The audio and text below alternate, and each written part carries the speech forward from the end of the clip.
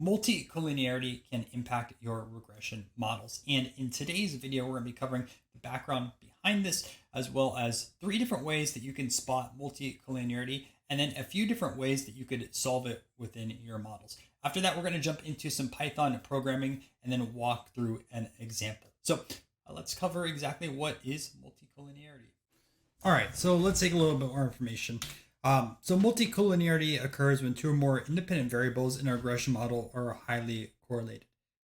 What this causes is inflated standard errors, right? Coefficients become less statistically significant, unstable coefficients, which small changes in data can lead to large coefficient variations, and then reduced model interpretability, right? Difficulty in determining the impact of specific individual variables on your regression. So here's a few examples, right? I'm always going to give you guys running examples because I love running. So let's take a look at example. You're trying to build out a regression on, the fastest mile time for a runner. And let's say you have the variables of weekly mileage, longest run distance, and then average pace of runs. Well, here's where your multicollinearity may happen, right? So your longest run distance is going to be highly correlated to your weekly mileage. Typically for most runners, at least long distance runners, I don't know about track and short distance, but usually 30% of your miles in a week come from your long run.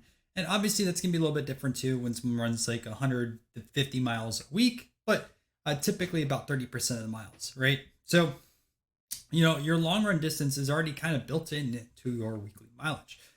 Let's take a look at another example, health. So predicting blood pressure. So let's say you have like the patient's weight, their body mass index, the BMI, and their waist circumference, right? Well, BMI is a derived variable that already includes weight. So you already have high correlation with weight in it, right? If you look at the BMI calculation. So those are 2 kind of easy examples to kind of explain it, right? If you think about it inside of things, your longest distance run, weekly mileage, right? Your longest run is going to be kind of built into your weekly mileage. And then for BMI, well, weight is going to be one of the variables to calculate your BMI. All right, so how can we detect it, right? Beyond just like knowing your feature set, here's 3 different ways. So first is going to be taking a look at a correlation matrix. So you want to look for high correlations between predictors. Typically, you want to look for something that's like 0.9 or greater. Then you want to look at your variance inflation factors. Typically, you want to take a look at something that is going to be greater than 10. And then you want to look at condition index and values that are going to be greater than 30. Okay, so let's go through each of these. We're going to start with the correlation matrix. And what a correlation matrix allows you to do is find the correlation between 2 different features. So what you'll notice is on this diagonal line, you're always going to have 1, which is a perfect positive correlation. Well, that's because we're taking a look at the same feature, right? So you can see over here, we're comparing feature 1 to feature 1. This one has feature 2 compared to feature 2, and this has feature 3 to feature 3. So while on the last slide I mentioned, look for anything over 0.9, right? Since we're looking at the same exact feature in each of these, you can ignore those 1 values. So what we want to take a look at is like how feature 1 is correlated to feature 2, how feature 1 is correlated to feature 3, right? And it's vice versa, right? Feature 2, how is that correlated to feature 1, right? And feature 3, how is that correlated to feature 1? And you can see that values will be repeating, right? So you can see this 0.92, which feature 1, feature 2, and then feature 2, feature 1, 0.92, right? 0.5, feature 3, 1, right? Feature 3, 1. So sometimes what you'll see also, and it really just depends on how this data is displayed. I like showing this right over here with the 1 diagonals and then the data repeating across, but some people will ignore these additional values, right? And just show you how this is built out like this, or you'll have like 1, right? These 2, and then the 3 across. So they are the same representation, just as a little bit of a heads up. But regardless, if you have a -1, that's a perfect negative correlation, right? 1 variable increases while the other decreases, and then 0 is a linear relationship. And then 0 means there's no relationship between the variables. And again, like I mentioned last slide, we're looking for anything close to 0.9. It doesn't need to be perfect, right? If something has like a 0.8 or even a 0.7, sometimes we'll want to take a look at it to see if it's causing multicollinearity. But 0.9 is just a value that's typically referenced. I've seen it references 0.7 or also 0.9. So I put 0.9 on the slides over here, but again, feel free. Like if it's a high value, try to check it out and see how it impacts your model's performance. So this one would show feature 2 and feature 1. Let's take a look at that a little bit deeper. And up next, we're going to take a look at the variance inflation factor. And the variance inflation factor measures how much of the variance of a regression coefficient is inflated due to multicollinearity. And I found this from another YouTube video, and I really like the explanation. So I'm going to put it here. It says how much information is contained in other variables. So you can have this example of a regression over here, right? Y equals B0, B1, X1, B2, X2, plus or error. And then we have this over here that's rewritten. And now we're just looking at it for X1, right? So X1 is the dependent variable, X2 is the independent variable. And when you have multiple features, you're going to do it for each of these features, right? Like let's say you have an X1 here, then you look at X2, and then you have X3, right? So we use this formula over here, VIF equals 1 over 1 minus R squared. And R squared is going to be the coefficient of determination when X is regressed with the other predictors, which I show you right over here, right? You're going to rewrite the formula each time for all those. I'm only going to do this through Python. I'm not doing this manually, so it makes it way easier. But regardless, right, if you have a higher R squared value, you're going to have a higher VIF. And if you have a VIF of 1, there's no multicollinearity. 1 to 5, moderate. If you have anything above 10, you have high multicollinearity. And lastly, I want to talk about the condition index. So the condition index is derived from eigenvalues of the predictor matrix in a regression model. It measures the sensitivity of the regression coefficients to small changes in the data. And if you aren't too familiar with eigenvalues, no worries. I am building out a linear algebra playlist, and eigenvalues is going to be one of the videos in it. Actually, it's in my backlog of videos to record this month, but I just recently started that playlist. So touch up a little bit on linear algebra if you're not too familiar. But regardless, eigenmax is the largest eigenvalue of the predictor matrix. Eigen-I, each eigenvalue of the predictor matrix. And here's the values: CI less than 10, little to no multicollinearity, 10 to 30, moderate, 30 or above, severe. And again, Python is going to make this way easier than doing this manual calculation. So that's why we're going to go over some examples over there. And all three of these we'll cover, right? And lastly, before we jump into Python, which I recommend you grab your notebook and get ready to start coding, here's how you can fix it. So one method is to remove redundant variables, right? And what I'd recommend is you start removing like one variable at a time and see how your model's performance is impacted by that. Next, you could combine predictors, and there's a few different ways you could do that, right? You could create a new feature based off of other features, or you could use a technique like principal component analysis. And lastly, you could use regularization. And there's some models that specialize in this, right? Like the ridge regression or lasso regression, and that helps stabilize your coefficients. So we'll jump through all three of these examples as well. There's gonna be a decent amount of code, but again, I always try to make the code pretty basic for these videos so that way you guys can follow along. So grab your notebook, let's get going. All right, so let's get started. We're gonna have to bring in quite a bit for this video. So we're gonna start with pandas, import numpy as np, import seaborn as SNS, import matplot, and I could not spell today, matplot lib.pyplot as plt, from stats models.stats.outliers, influence, import variance inflation factor,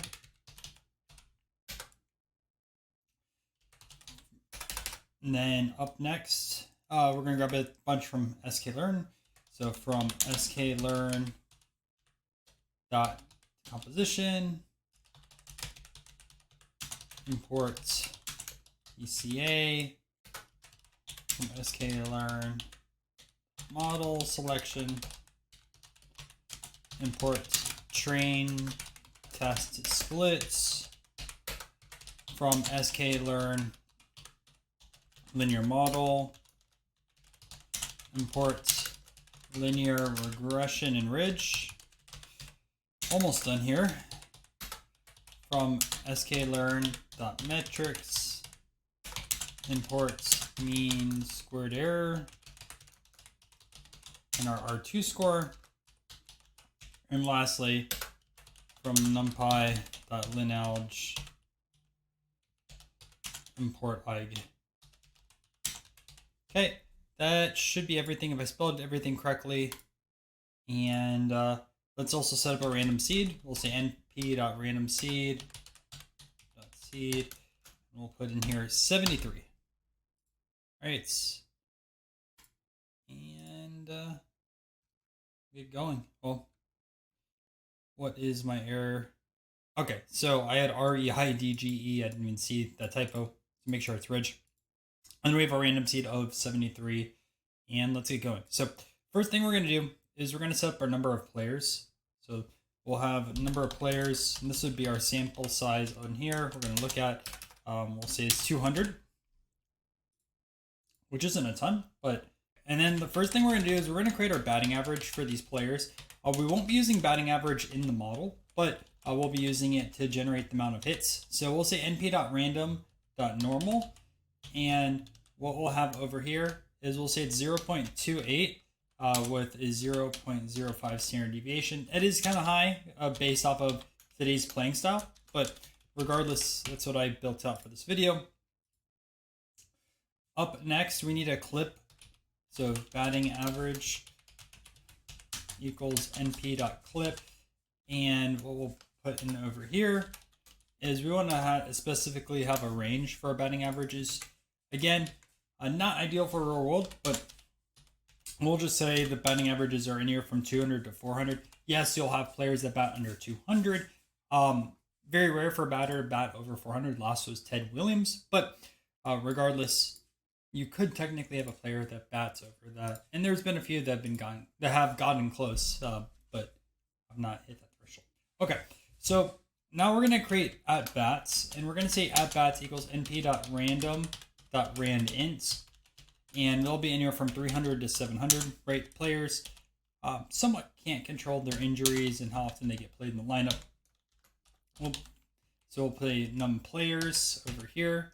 And I think that's a pretty good range for at-bats. Now we need to do our hits. So hits is going to be at-bats times your batting average. So we'll just pass in our batting average like that.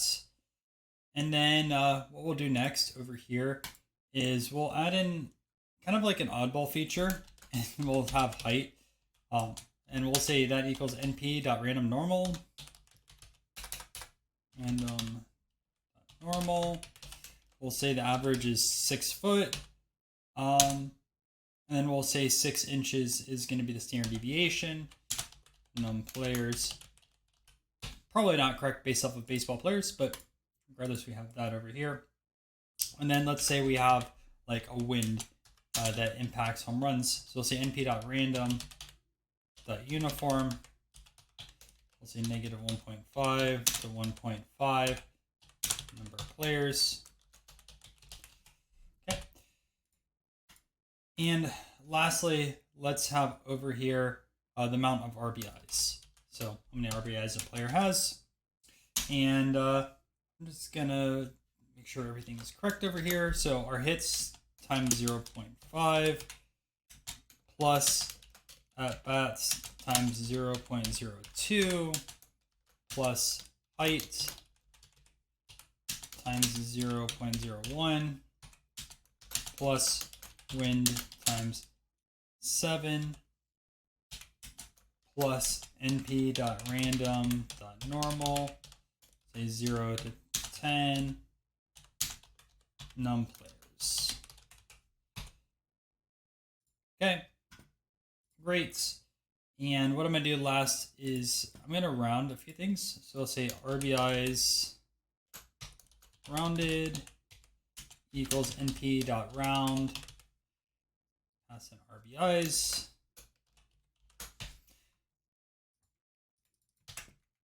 And create 2 more cells. We're going to do this for hits and at-bats, because you can't have a decimal at-bat or hits, right?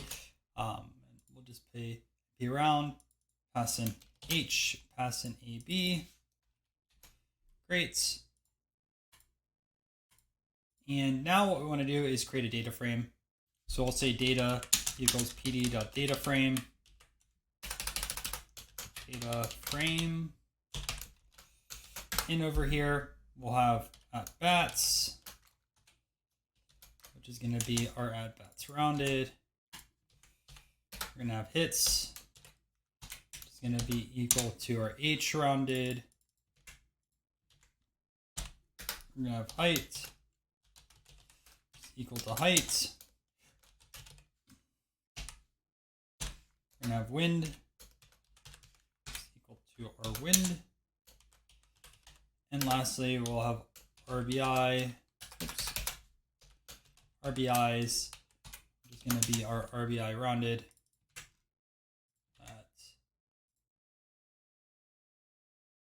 It says PD is not defined. Did I not import in pandas?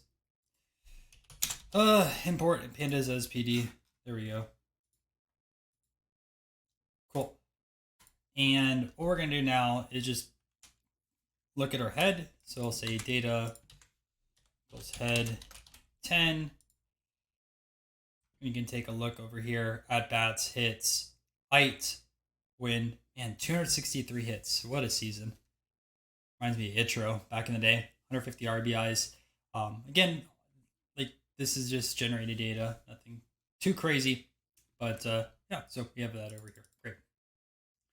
And what we're going to do first is we're going to take a look at fitting the regression model before addressing multicollinearity.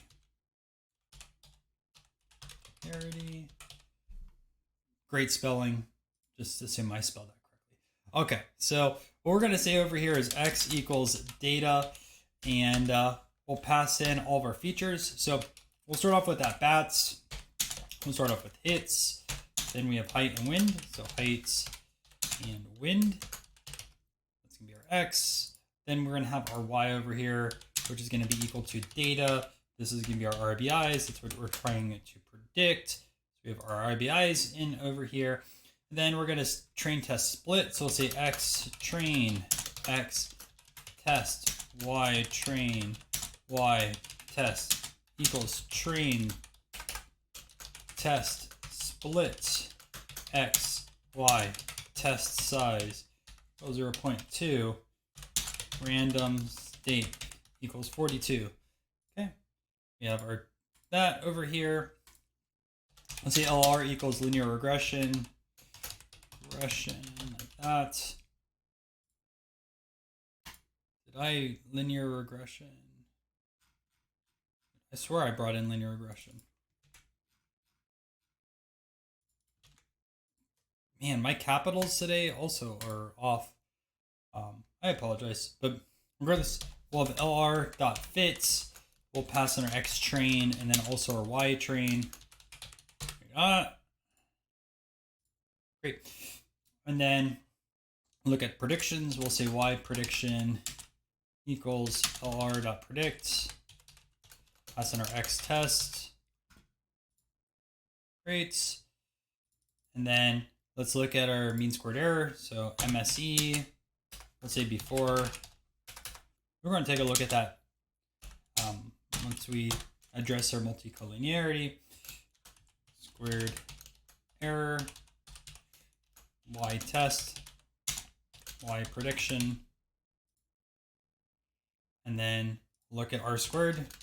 Say R squared before equals R squared score, Y test, Y prediction.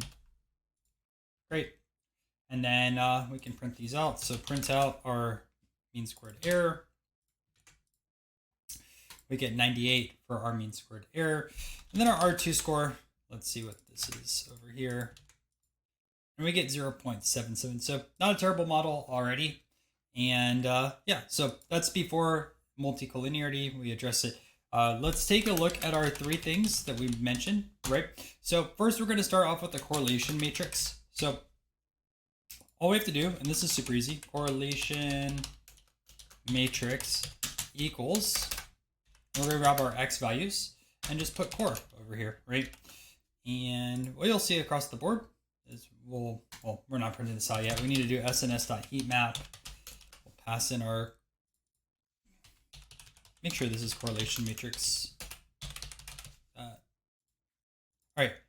Anyways, pass in our correlation matrix. Then over here, we'll say annotate equals true. Then we'll say cmap equals cool warm, and then fmt equals 0.2 f, and this actually needs to be in quotes. Make sure you do that.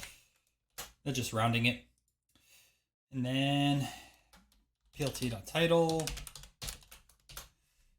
pass in a correlation matrix. All right, and then just plt.show. And what you'll see over here, once this loads, is our correlation matrix. And as I mentioned in the slides, right, one is diagonal. And you can see right over here, hits and at-bats, we have 0.8. So everything else is pretty close to 0, which it should be, but it's an at-bat 0.8. So this we're going to have to address, right? And again, pretty high, everything else low. It really stands out. Next, what we're going to take a look at is our VIF. So VIF, as I mentioned, Python isn't too bad for this. So we'll say VIF data here equals pd.dataframe. Right, so create a data frame for it. Then we're going to create a column. So VIF data, we'll say feature equals x.columns. Right. Awesome. And we'll have VIF data equals, well, I need to put VIF over here. Equals, and what we'll have inside over here is our variance inflation factor. Okay. We'll have x.values and I for I in range, x.shape, that's in 1. Great. All right, and now we just need to print out our VIF data. And you'll see, once again, at-bats and heights, very high VIF, right, 55 and 40, which go in line with this correlation matrix. But height is also kind of high. And that's just because it's a large value, right? Our height, we had it as a normal distribution around 72, which is quite large. And sometimes you'll have that down below. You have to look at some sort of scaling if you want to have this to be a lower VIF. We know that height isn't going to be considered multicollinearity, right? There's nothing with at-bats, hits, or wind. It's a physical feature, right? So I thought this was a good example to throw in over here. And just to show you guys, you don't always have to fully go with the rules that I showed you, right? In this case, height being over 18, but we know at-bats and hits. Okay, and now let's take a look at our condition index. So what we'll start off with over here is normalizing. So we'll say normalized features equals, and we'll have over here x, which we've been using for all of our features, and we'll say minus x.mean, and we'll divide this over here by x.std. It's capital. Great. Then up next, variance matrix equals np.cov. Normalized features, we'll transform this. T. Then we'll calculate our eigenvalues. So eigenvalues, we don't need the vectors, so we have that over here. Equals np.linalg.eig. Pass in our matrix. Okay. And then condition indices equals np.square roots. Get the max value, right? So max. Divide this by our eigenvalues. Good old linear algebra. Right. and let's create data. Oh, let's create a data frame off of this. So we'll say CI data equals pd.dataframe here. Then we'll say condition index here. Pass this in. Great. All right, so now let's just print out our CI data, and we get low values. So everything over here is 1 minus this, which is 3. Maybe you don't want to look at this because there's a big difference between everything else, but regardless, right, what we already have from our correlation matrix and our VIF gives us enough data to take a look at the multicollinearity between at-bats and hits. So, all right, let's drop our feature. So as I mentioned, we can start off with dropping one feature. So dropping a feature, and dropping a feature is pretty basic, right? So the easiest way to do it, we'll say X reduced, and all we want to do over here, say equal X, and then just put the other features. So we'll keep hits, we'll keep height, and we'll keep wind. But now essentially we have dropped at bats, right? So let's look at the correlation matrix again. Look at core matrix and see how this impacted our results. So what we have over here is correlation matrix equals, and we'll have our X reduced dot core, and then we can print this out also. So SNS dot heat map correlation matrix equals true, CMAP equals cool warm, formats equals 0.2f, 2f, okay, title, correlation matrix 2, and then lastly plt.show. And what you'll see over here is I can't spell title. It's a day of non-spelling. And yeah, so look, all these are close to 0 now. If you take a look at this across the board, right, we have our diagonal 0.02, negative 0.9, 0.01. So nothing over here, shows multicollinearity. We're looking good.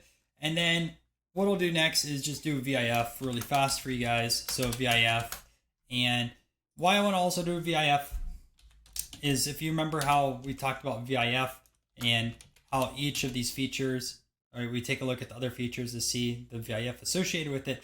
All of our VIF scores, which we had above over here, these are all going to get impacted when we remove a feature. So I want to look at that.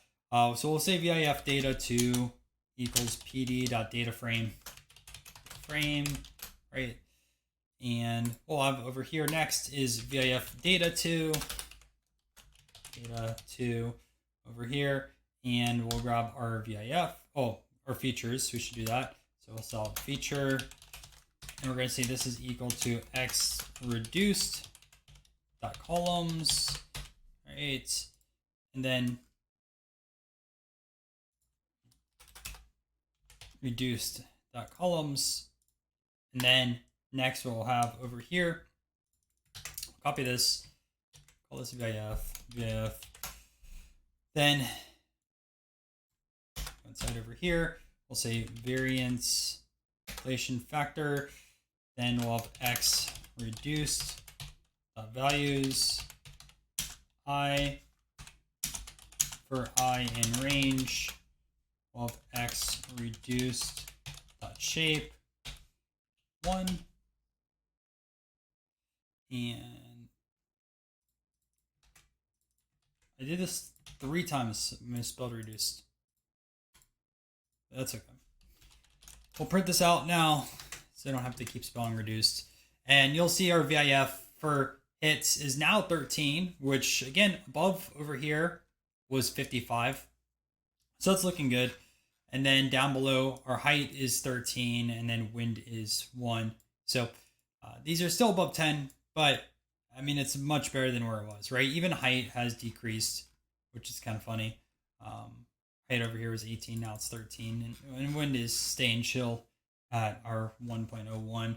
All right, so now we took a look at our VIF and how that's been impacted by taking out bats. We also took a look at a correlation matrix. Let's rerun our linear regression. So I'm going to call this LR reduced over here. And we're going to say this is equal to our linear regression. So linear regression, right? Then what we're going to do is we're going to fit our data. So we'll have LR reduced dot fit. Inside over here, we'll pass an X train, and we'll have our features. So our first feature is hits. Our second one is height. So height. And then our third is going to be wind. So wind, like that. And then we're good to pass in Y train still. And nothing is changing over there. You can see that. Awesome. Now what we want to do is do our prediction. So we'll say Y predict reduced for here equals LR reduced dot predict. Then over here, we're going to pass in our X test. And again, just grab the same exact columns from above. All right, so now what we're going to do is get our mean squared error. So we'll say MSE reduced. And this is going to be over here equal to our mean squared error. And then we're going to pass in first our Y test. And then we're going to pass in our Y prediction reduced. So we'll say that. And then we'll do the same thing for R2. So we'll say R2. And then this is just R scored. So R2 score. That's on both of these. And then let's compare. So we're going to grab over here. Let's see. Reduce. We get 97. And then print out our R squared reduced. And we get 0.77. So let's compare the mean squared. We get 97. What did we have a little bit earlier?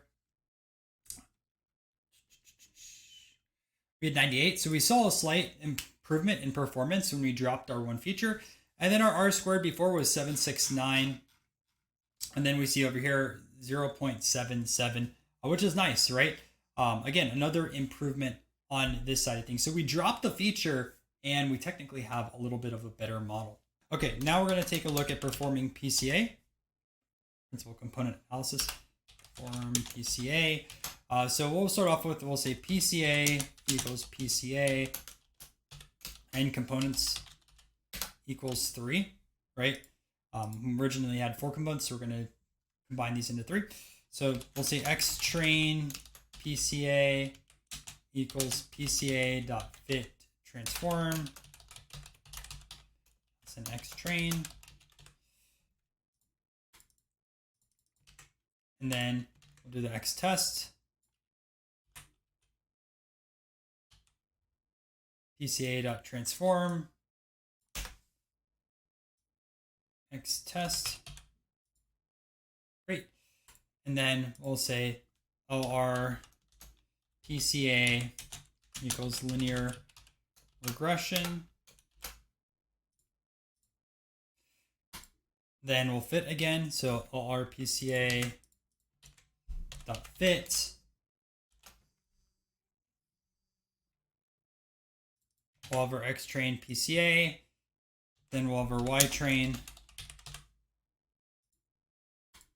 We have our linear regression there now. And then we'll do our predictions. So Y prediction PCA equals LR PCA dot predict X test PCA. Great. And then what we'll have over here is MSE PCA equals mean squared error. Pass in Y test. Y prediction. And we'll do the same thing over here for R squared. So R2. And then we'll have over here R2 score. All right. So run both of those over here. And then let's print these out. Again, compare. So print out our mean squared error, PCA. And we get 106. So unfortunately, model's not performing as well.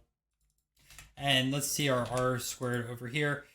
And our R squared is 0.75. So Both indicators show the model is performing worse, but we did technically go down into 3 components where originally we did have 4. So there's that side of things. And lastly, let's take a look at doing a ridge or lasso regression. I just wanted to do a ridge for this video. I have videos on both on the channel, but we'll say ridge regression, and we'll start off with, let's say ridge equals ridge, and then pass in an alpha value. So I'll say alpha equals 1.0. Then what we'll have next is ridge.fit. So ridge.fit x train, y train. Again, we're going back to original x train, y train because we're taking a look at 4 components. But this time we're running the ridge regression. And we'll say y prediction ridge equals ridge.predict, pass in our x test, right? And then we'll have our mean squared error. So MSE ridge equals over here mean squared error, y test, and then y prediction ridge. And then we'll do the same thing for r squared, r2 score, both of these now, and then just print these out. So print out our mean squared error, which is 97.6, which looks very close to what we originally had in R2 over here, which is 0.77. Again, I'm almost certain these are like about the same. And then we just scroll up over here. So actually a little bit of improvement, right? We had 98 and 769. All right, so in this video, I showed you 3 different ways that you could detect multicollinearity, right? So we start with the correlation matrix, which I always recommend starting with. Then you go to VIF, which also use, and then this is lessly used over here with CI, but still it could be good to have at least that background knowledge. And then how to address it, I recommend starting probably with dropping a feature, but you also have principal component analysis that you could use, or you could also take a look at using a ridge or lasso regression. So yeah, that's about it for this video. Hope you guys found this video on multicollinearity helpful. And if you learned something new, make sure to subscribe to the channel. We're trying to upload 3 to 4 different data science focused videos every single week. And if you're going to continue learning, I'm going to put a few videos down below that I think you should check out. And then I also have a playlist on scikit-learn right over here.